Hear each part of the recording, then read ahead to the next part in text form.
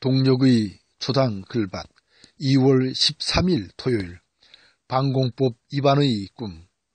깊은 잠으로 어제의 피곤을 풀었던 지난 밤이었습니다. 곧 이사갈 새로 마련한 인형극단 사무실 도배를 도왔지요. 오후 내내 서 있어서 그랬던지 조금 피곤했던 모양입니다.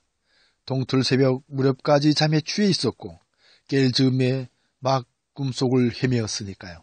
그런데 참으로 이상한 일을 겪었습니다. 꿈속에서 배시시 웃고 있는 박근혜님을 만났던 것이죠. 국가기관의 대선 개입에서 시작하여 세월을 거쳐 개성공단 전면 중단에 이르기까지 미도원 구속이라고는 하나도 없는 정권의 수장을 만났으니까요. 그야말로 꿈은 대개의 경우 말도 안 되는 엉뚱한 상황을 보여줍니다. 마치 가까운 님을 만나듯이 편안하게 둥근 탁자에 나란히 앉아서 이야기를 주고 받았던 것이지요. 그러니까 제 왼쪽에 앉아서 배시시 웃고 있는 모습이 너무도 또렷이 남아 있습니다. 얼굴에 난 잔주름까지 기억될 정도네요. 그런데 더 이상한 것은 대화의 내용이었습니다. 친한 친구와 이야기를 나누듯이 요즘 왜 그렇게 소란을 피우냐고 물었던 것이죠. 그리고 그러지 말고 우리 편이 되고 믿음의 친구가 되었으면 좋겠다는 말을 건넜습니다. 이어 잠시 자리를 뜨게 되었는데 그 뒤를 따라가며 찾던 중에 잠에서 깨었습니다. 선거를 앞둔 시점에서 개성공단 전면 중단이라는 카드는 온 나라를 뒤숭숭하게 만듭니다.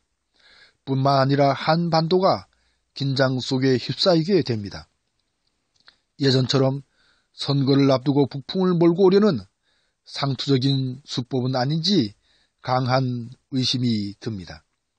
선거를 치르는 4월 13일까지 그 바람은 거세게 불지도 모를 일이지요.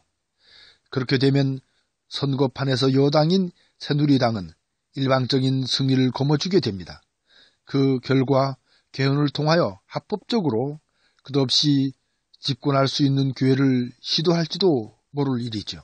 정말로 무서운 결과는 또 다른 무서운 결과를 낳을 수도 있다는 점에서 공포를 느낍니다.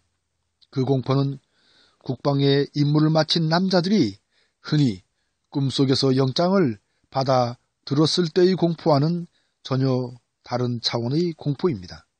꿈속에서 우리 편이 믿음의 친구가 되었으면 좋겠다는 바람을 불경제로 몰지도 모를 일이죠. 어쩌면 반공법 위반으로도 얽어맬지도 모를 일입니다.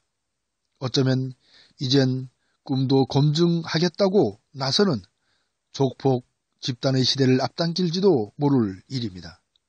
미친 꿈으로 꿈속을 헤맸던 토요일 새벽을 이렇게 보냅니다. 고맙습니다.